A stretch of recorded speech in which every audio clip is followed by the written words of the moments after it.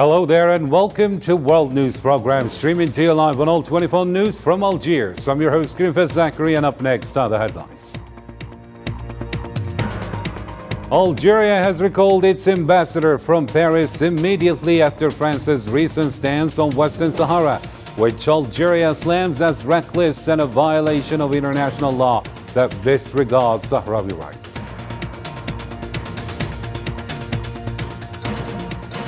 The Polisario Front supports Algeria's condemnation of France's Western Sahara decision, calling it hostile and dangerous.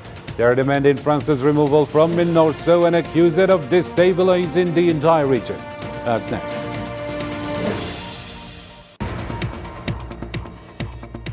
Also coming up, intense Zionist raids in Gaza City have uncovered mass graves in Rafah and Khan Yunis. 21 Palestinians were killed in bombings of Al-Bureij and Nusayrat camps.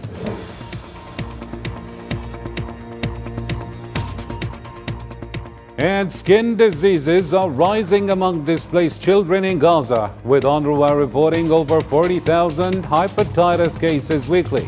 The UN, meanwhile, condemns the attacks on vital infrastructure by the occupation. Stay tuned for the details shortly. Hello again and welcome to the details. First off, in our topical news, on Tuesday, Algeria recalled its ambassador from France immediately after France endorsed Morocco's autonomy plan for Western Sahara. The Algerian Foreign Ministry stated that the Chargé d'Affaires will now handle Algerian diplomatic matters. The Algerian government has decided to withdraw its ambassador to the French Republic with immediate effect, and the diplomatic representation to France is now the responsibility of the Chargé d'Affaires. The Algerian Foreign Ministry called the French government's move a serious disregard and recklessness, lacking insight into the potential consequences. The French government ended up giving its frank and categorical support to the colonial fact in Western Sahara. This step, which no other French government before it deems it appropriate to take, the current government took it in a very light-hearted and casual manner, without lucidly measuring all the potential repercussions. Algeria stated that recognizing Morocco's autonomy plan violates international legitimacy and denies the Sahrawi people's right to self-determination. By recognizing Morocco's autonomy plan as the only basis for resolving the conflict in Western Sahara, as part of the Morocco alleged sovereignty, the French government tramples on the international legality, supports the denial of the Sahrawi people's right to self-determination, stands out from all the patient and persevering efforts made by the United Nations to complete the decolonization of Western Sahara, and shows an abdication of responsibility which it must assume in all circumstances as a member country of the UN Security Council. And on this matter, experts view France's decision on Western Sahara as just another favor to Morocco and likely to alter the legal and historical facts. They see it as a sign of Paris's confusion in international matters and diminishing African influence. Here's Zahra Farjani with more on the story. As anticipated, France has again unveiled its true nature, yearning for its dark colonial past by shamefully acknowledging the troubled Moroccan plan. This plan claims that the only solution to the Western Sahara conflict is through autonomy under the so-called Moroccan sovereignty. By doing so, Paris grants the Moroccan regime a feudal gift that will have no real impact, given that the decision from the Élysée doesn't alter any legal or historical facts, as the issue remains on the United Nations decolonization agenda.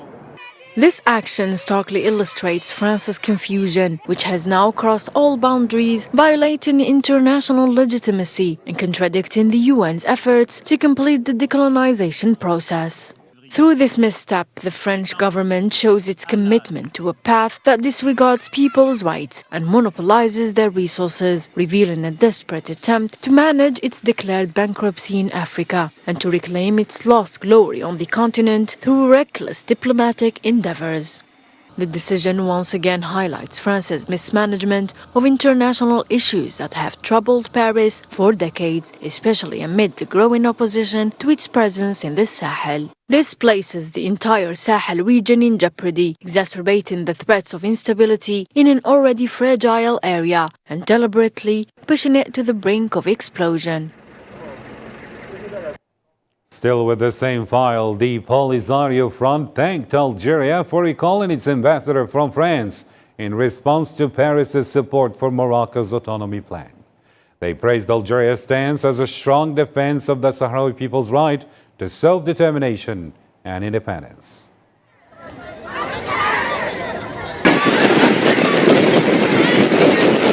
The Bureau expressed gratitude to the sisterly Algeria, highly appreciating its condemnation of the recent French position, which confirms its constant keenness to support just causes and reflects its firm position in defending the legitimate and inalienable right of the Sahrawi people to self-determination and independence. The Polisario Front has strongly condemned the French government's support for Morocco's alleged autonomy plan in the occupied Sahrawi territories.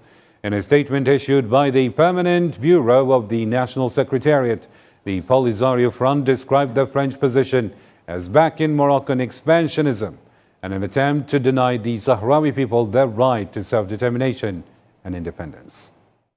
The Bureau of the General Secretariat of the Polisario Front condemns in the strongest terms the recent French position in public support of the expansionist war of the unjust Moroccan occupation and in support of the autonomy plan, which aims to deprive the Sahrawi people of the exercise of their inalienable right to self-determination and independence, which is guaranteed by all international conventions and laws and recognized by all bodies, especially the United Nations. The Polisario Front stated further that France is no longer fit to be part of MINURSO, the UN mission for Western Sahara self-determination, due to its biased support for Morocco's proposal and departure from international legitimacy. France, which has never abandoned its colonial and expansionist approach, has continued to obstruct the efforts of the international community to find a peaceful and just solution to decolonize Western Sahara. What it has done today confirms its premeditated intention to deprive the Sahrawi people and undermine their inalienable right to freedom and independence and expose the region to threats and instability. Therefore, France is no longer qualified to belong to the MINURSO mission after its departure from international legitimacy due to its blatant and biased position towards the Moroccan proposal, which was confirmed by the letter sent by the French president yesterday to the King of Morocco. Still with the same story, the Polisario Front holds the United Nations fully responsible for ensuring the Sahrawi people can exercise their right to freedom through a referendum on self-determination.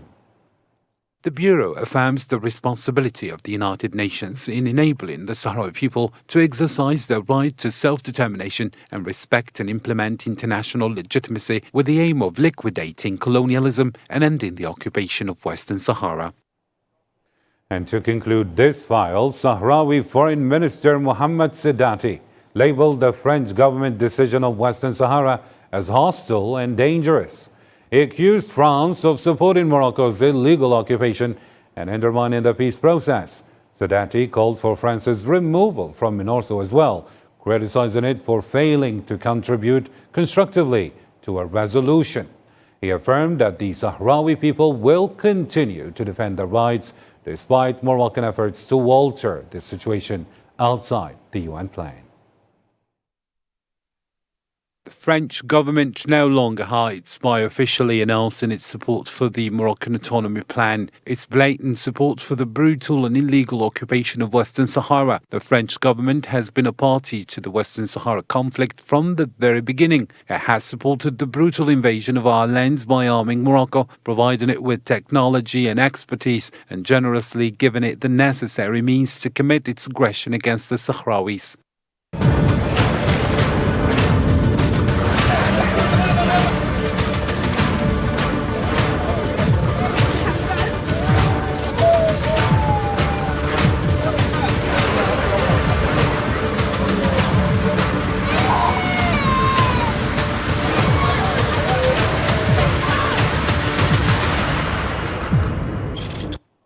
To To other topical news now. Palestinian civil defense teams have recovered at least 42 martyrs from under the rebel in Beni Suhaila following the Zionist withdrawal from eastern Khan Yunis.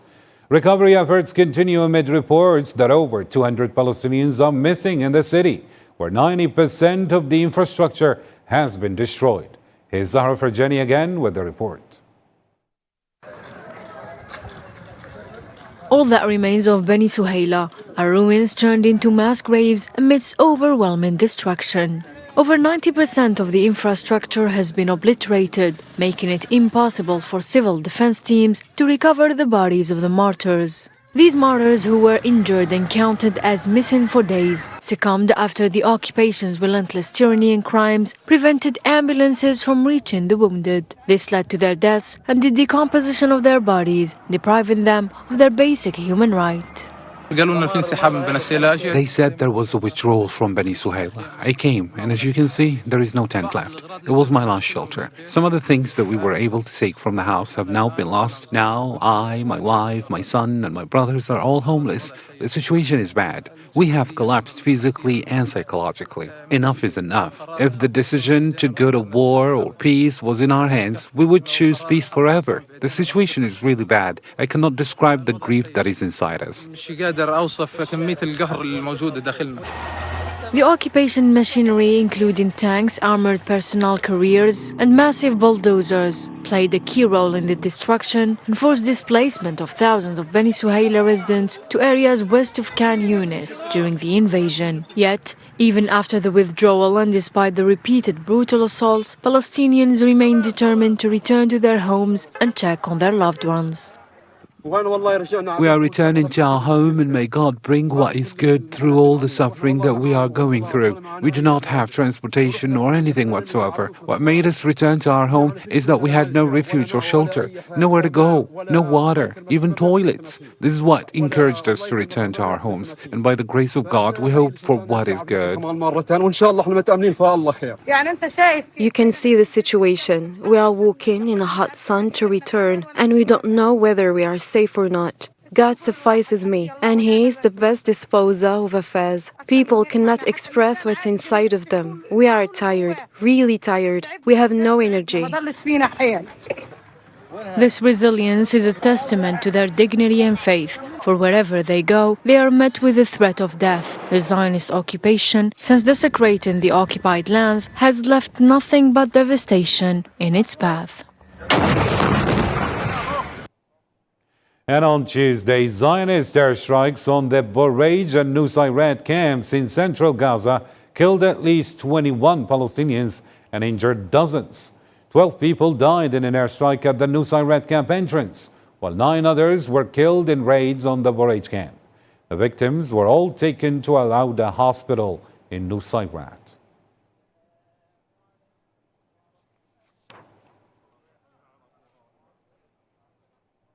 The Zionist occupation forces committed 3 more massacres in the Gaza Strip, killing 37 Palestinians, in addition to injuring 73 others within 24 hours.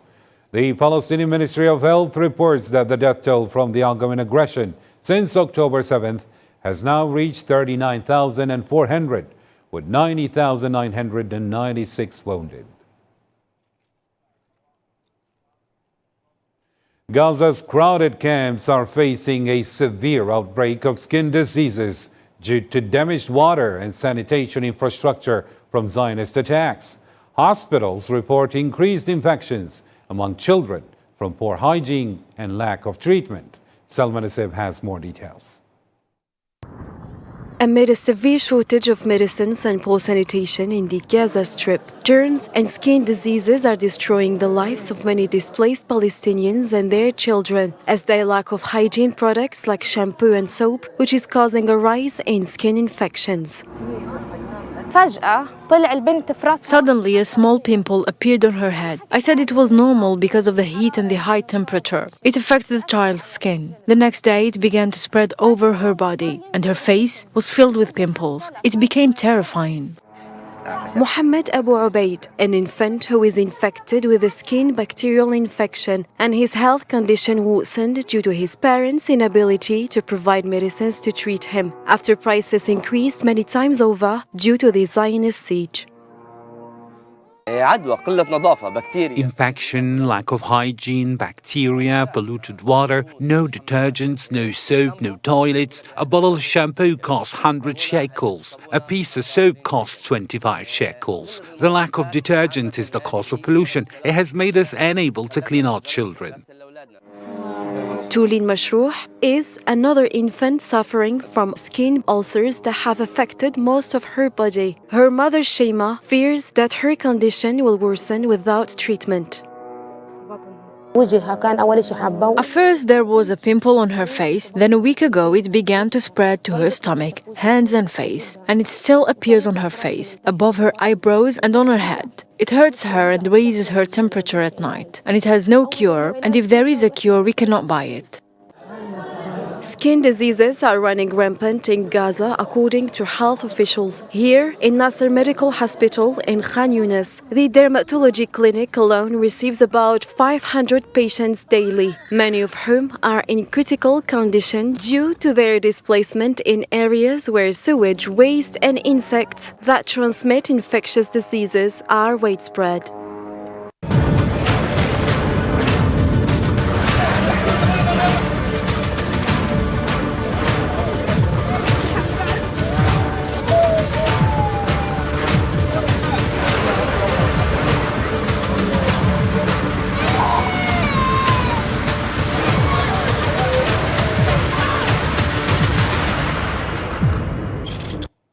And in other topical stories, on Tuesday, Zionist forces conducted airstrike on residential buildings in Harat Reik, southern Beirut, using a drone that fired 3 missiles. The attack killed 2 people, wounded many others, and caused and targeted buildings and made them collapse. Reuters reported that the strike aimed at Fouad Shukr, a senior Hezbollah leader, but his status is still unknown. Meanwhile, various Arab and Western countries urged their citizens to avoid traveling to or leaving Lebanon due to rising fears of Zionist aggression. Germany issued a travel warning and advised its citizens to leave, while Italy urged immediate departure. Jordan recommended avoiding travel to Lebanon amid ongoing regional developments. The American, Norwegian, British, Danish, French, and Belgian embassies also advised their citizens to leave Lebanon. And Iran defended its right to peacefully use atomic energy at the UN in Geneva, emphasizing it as an undeniable right under the Treaty on the Non-Proliferation of Nuclear Weapons. Iran's UN representative Ali Bahraini criticized some countries for misusing the International Atomic Energy Agency and nuclear monitoring systems. He highlighted the right to develop nuclear energy for peaceful purposes, as outlined in Article 4 of the treaty. And there must be a balance between the rights and obligations of states parties. Respecting these rights and obligations under Article 4 is essential for promoting peaceful nuclear energy.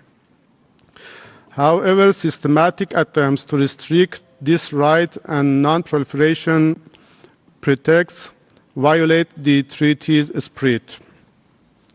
No treaty provision should impede the inalienable rights of states parties under Article 4.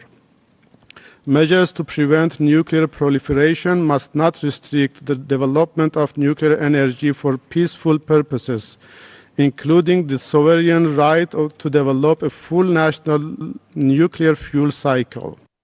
And with this, ladies and gentlemen, our news program comes to a close. For more updates, you can always check our social media platforms. Thank you for tuning in. Till next time, take care.